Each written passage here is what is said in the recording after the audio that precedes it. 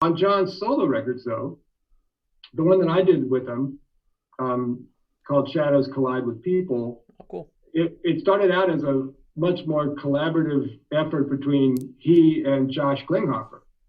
It was a kind of a John and Josh project, which was great. And they were great friends, and they were buddies, and they were writing songs together, and they were both in the studio together, and there was a lot of happiness.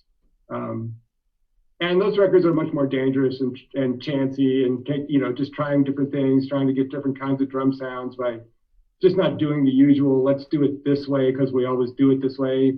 Like, it was more like, let's try something really different. Why not? If we hate it, we'll find something that we like.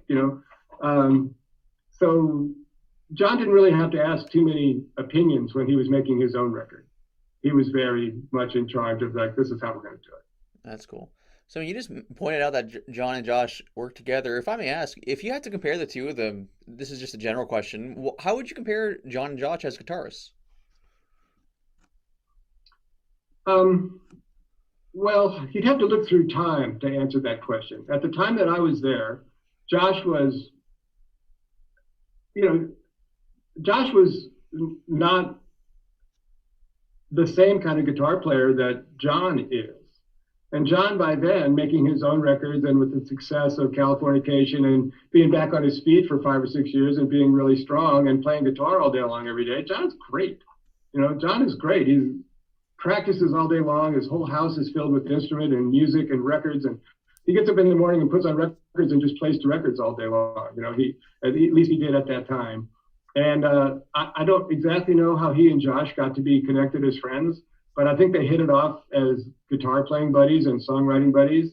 And I remember Josh being great, but I don't remember him ever taking the heavy load at all away from whatever needed to be done. I feel like John kind of still led the sessions, and Josh was, he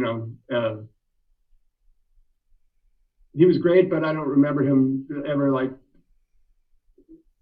taking it away from John in any way. Hmm. If You, that's an answer. But then you got to remember that's a long time ago, and that was only one record with Josh. I haven't seen Josh in several years. I ran into him at a party a few years ago, and he looked great, and it's great to see him. But I haven't worked with him on anything else. I that's haven't cool. seen him. Do you know if Josh's connection to the Chili Peppers was through John?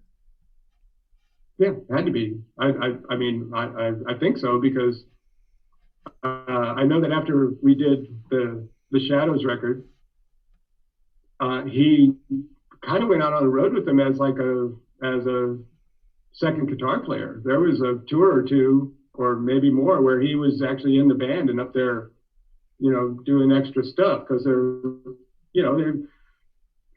records got more complicated. If they wanted to play one of the newer songs, well, who's going to sing all these harmonies, and who's going to play all these keyboard parts, and who's going to do that stuff? So I think he filled in.